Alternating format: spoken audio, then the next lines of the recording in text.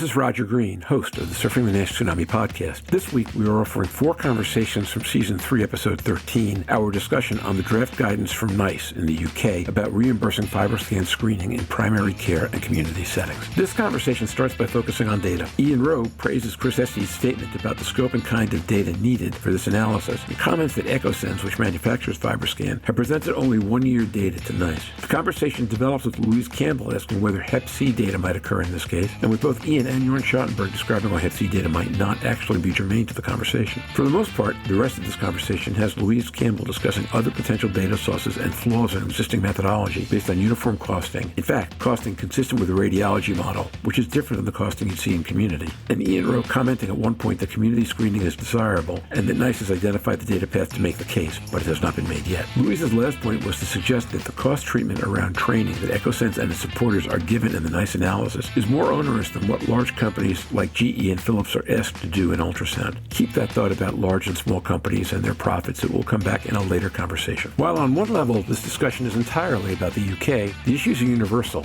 even if the solutions are somewhat country-specific. Every health payer in the world, public and private, will face some version of what we discuss here over the next few years. So sit back, listen, enjoy, learn, and when you're done, join the dialogue on our LinkedIn and Facebook discussion groups.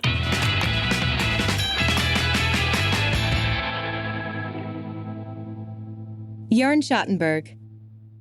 To extend this discussion a little bit, and I think Ian mentioned this briefly, is really, do we require or do we think an entry test would be the way to go? There's German guideline for NAFLD coming out that will, like many guidelines are discussing now, will probably require metabolic risk factors, fatty liver on ultrasound, or lab abnormalities as an entry criteria for then use transit elastography. And the thought behind this obviously is to enrich the at-risk population and have a total different population. Whenever you're asking for data, it's very critical to actually look at the population that's enrolled, because pre-test probability will affect all these numbers that Chris then uses to calculate the models are so crucial. And I don't think we have a uniform study or a patient population that's been selected like that we can use to actually come to a concluding answer. There's a lot of studies that do look at the diagnostic modality in terms of accuracy, but again, the entry criteria, which patients are studied, are critical. And maybe this is something, that Chris might discuss further or comment on, depending on what population goes into your model, the outcome will be very different. Or even,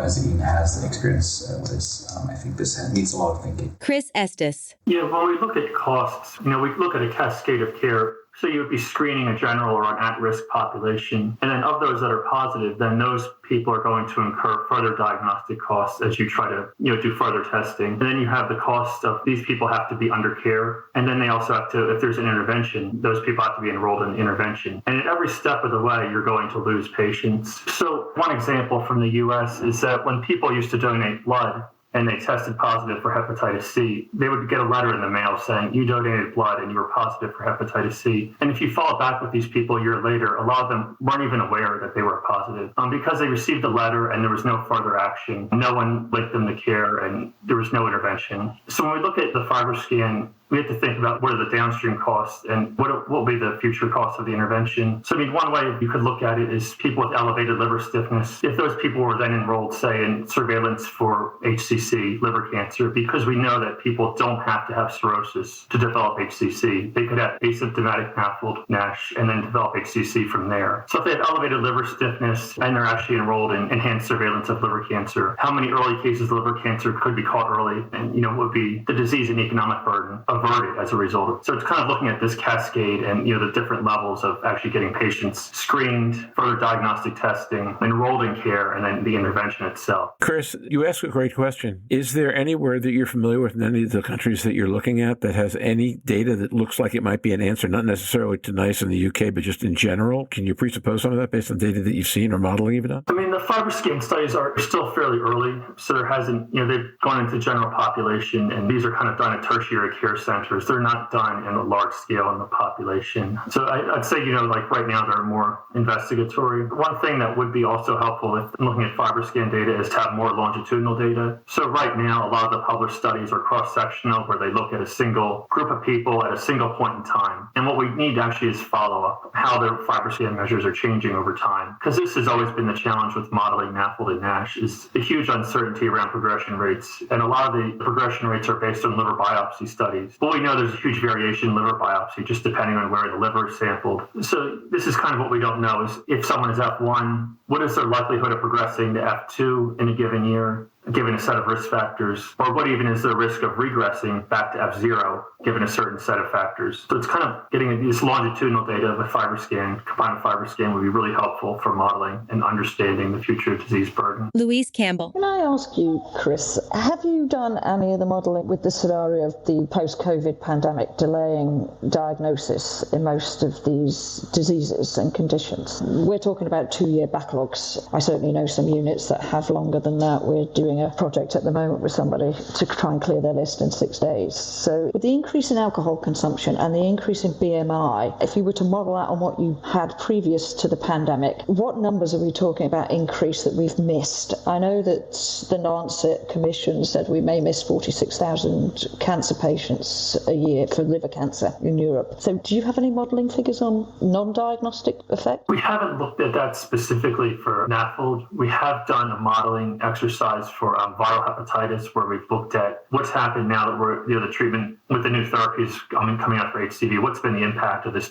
we call it a 2-year delay. And it turns out that the impact is going to be greater than just would appear apparent from the 2-year delay. You're going to have more liver cancer cases, more cirrhosis cases potentially for years and years to come, just from these people not being screened and diagnosed. So it's a long-term impact. It's not just going to last 1 or 2 years. That's my concern. This document is being proposed now with no discussion of how COVID could affect the diagnostics for liver, and it won't be reviewed for 3 years.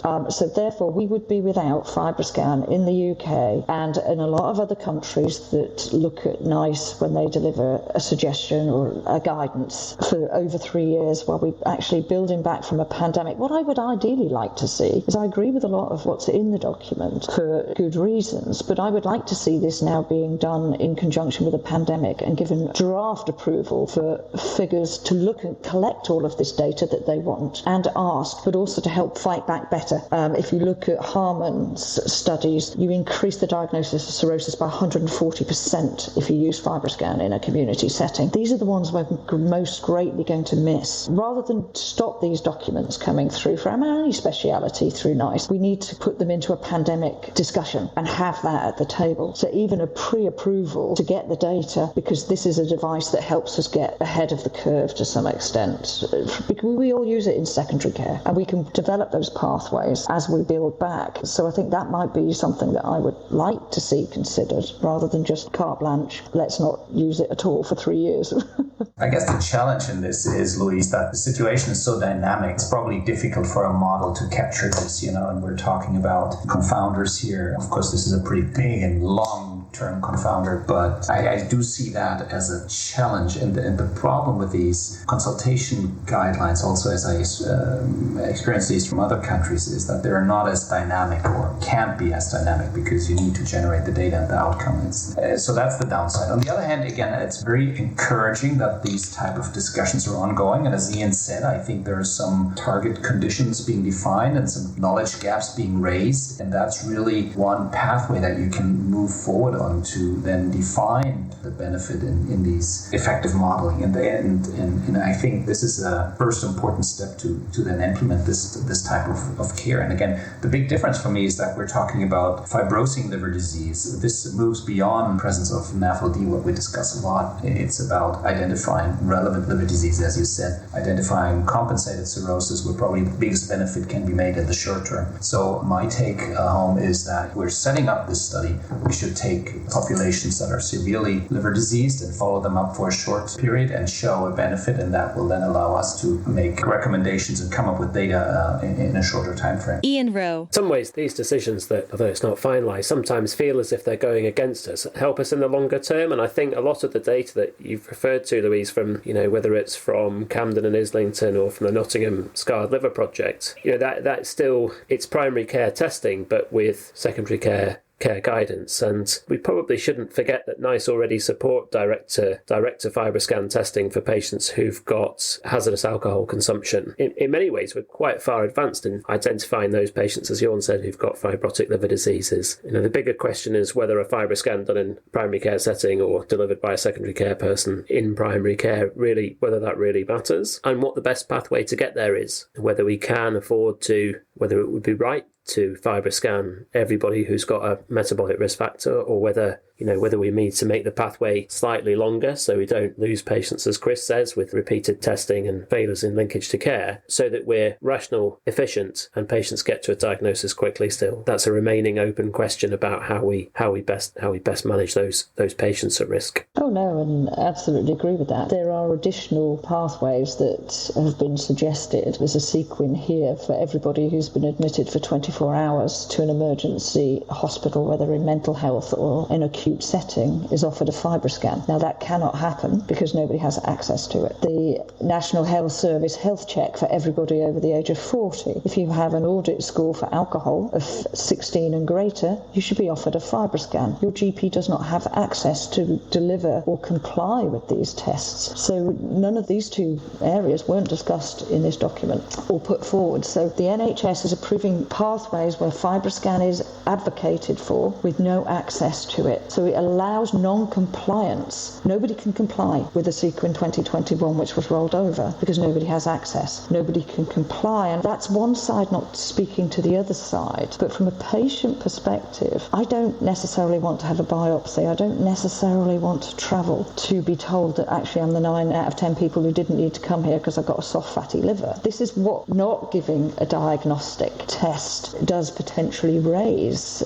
from my perspective. But we exclude the most vulnerable people with usually the highest rate and risk of liver disease because they don't want to access secondary care. And this isn't going to currently, in its format, assist that. And I don't see how we target the highest risk populations without access to a way to solve it, I suppose, that allows us to do it in a timely manner, given the increase in disease we're going to see. So mostly I've listened. I have a couple of rather specific questions based on kind of everything I've heard. First one, this is to Chris. It's a word that Louise just used that I think I know how to answer this in the U.S. I assume it's going to be the same in the U.K., but I want to make sure I'm right in the U.S. first. Louise talked about lower income people not wanting to go to secondary settings. I think part of the problem that you see is that, because it's the same thing with COVID-19 vaccines, right? You had people who wanted the vaccine but either didn't have transit to get there or couldn't afford to take time away from work and childcare and had no backup provision to do so. A, is that what you would expect to see if you looked at it? Have you looked at it in the States or in the UK? Is that what you would expect to see if you did? And then I'll turn to Louise and say, when you say want to, is that really what you're talking about? And I have a couple more questions after that, but let's do that one first. I mean, in the U.S., the populations that we think of as being,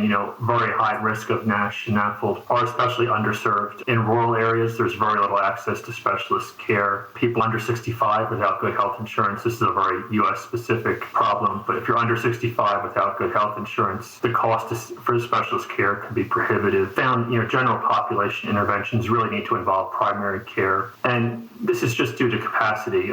Even countries with a large number of specialists can't enact large screening or intervention programs just using specialists alone. The primary care is really essential. And if you think about underserved communities in the U.S., that's all they have access to is really primary care. Traveling a long distance and incurring high costs is just not an option, especially for those most at risk of NASH and NAFLD. I guess my point is that that's not an issue of want. That's just an issue of socioeconomics and the structure of life and need and demand on time and all that stuff. In the U.S. and in other countries, we know that obesity and metabolic syndrome can be correlated with socioeconomic status. So people that are lower socioeconomic status have less access to health care and pay more, a greater proportion of their income already for health care. And they're not in a position to actually, especially in rural areas, to travel or incur extra costs for care. And we know with COVID, the latest data are showing the opioid epidemic has increased substantially. And Louise mentioned the increase in drinking and obesity. So it's a perfect storm now where you have people without insurance, worsening health indicators. So it's kind of a perfect storm of risk factors here. And now, back to Roger. We hope you've enjoyed this recording. If you have any questions or comments about the content of this conversation or the entire episode, please send an email to questions@surfingnash.com. We will be back next week with a discussion on complex balloon hepatocytes, a topic of tremendous interest since it became a center of discussion at NASH-TAG earlier this year. In addition to Stephen and Louise, we'll be joined by Quentin Anstey, Jörn Schattenberg, and Mazen Noureddin to discuss the general issue. And after the close of that discussion, Dean Tai, Chief Scientific Officer of HistoIndex, will join us for a discussion of the role that machine learning or AI-based algorithms can play in improving our analysis of balloon hepatocytes. That discussion is sponsored by HistoIndex. Until then, stay safe, surf on. We'll see you on the podcast, hopefully next week. Bye-bye now.